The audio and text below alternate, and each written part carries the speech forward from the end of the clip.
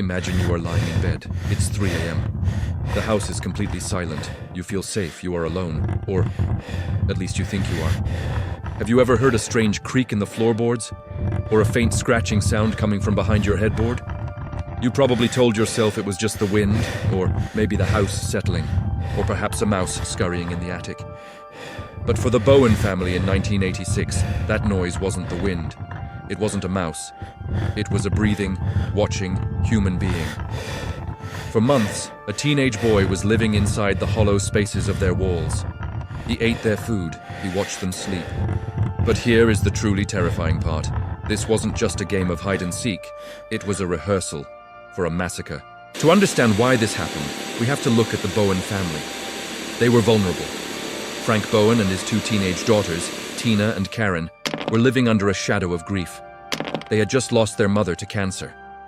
The house was already filled with sadness, which made it the perfect stage for a haunting. And that's exactly what started happening. Strange, unexplainable events began to plague their home. It started with small things. A carton of milk would vanish from the refrigerator, only to reappear later, empty. The toilet would flush by itself when no one was in the bathroom. The television volume would suddenly blast at full volume in the middle of the night.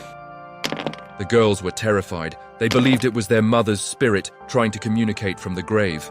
Desperate for answers, Tina and Karen held a seance in the living room.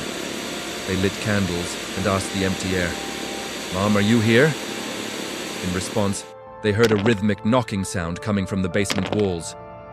Knock, knock, knock. They cried tears of relief, thinking their mother was with them. But they were tragically wrong. The knocking didn't come from a ghost. It came from Daniel LaPlante. He was sitting in the crawl space right next to them, listening to their cries and knocking back, mocking their grief.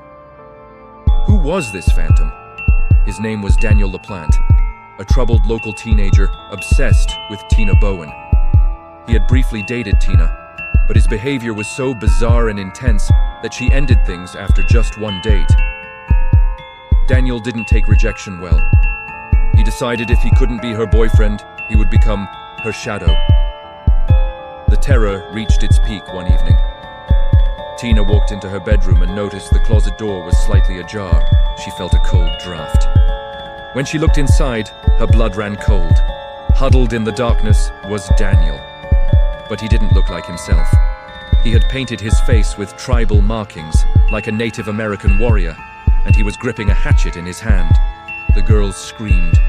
They ran to a neighbor's house and called the police. But when officers arrived, Daniel had vanished into thin air. The house was empty, or so they thought. A sharp-eyed police officer noticed something strange in the bathroom. A wooden panel under the sink looked loose. He shone his flashlight into the darkness. And there, squeezed into the tiny plumbing crawl space between the walls, was Daniel. He had created a secret home. Inside, police found sleeping bags, food wrappers, and even small peepholes drilled into the drywall so he could watch the girls in their most private moments. This is where the story should have ended. A creepy stalker caught a family safe, but the justice system failed. Because Daniel was a juvenile and his crimes were technically just burglary, he was released on bail to his parents' custody. He was free, and he was furious. He didn't go back to his own home. He stole 2 handguns and went to the home of the Gustafson family, neighbors who had nothing to do with him. Inside that house were Priscilla Gustafson, a pregnant mother, and her 2 young children. What Daniel did next transformed him from a creepy wall dweller into one of Massachusetts' most notorious monsters. He broke in. He didn't hide in the walls this time. He confronted them.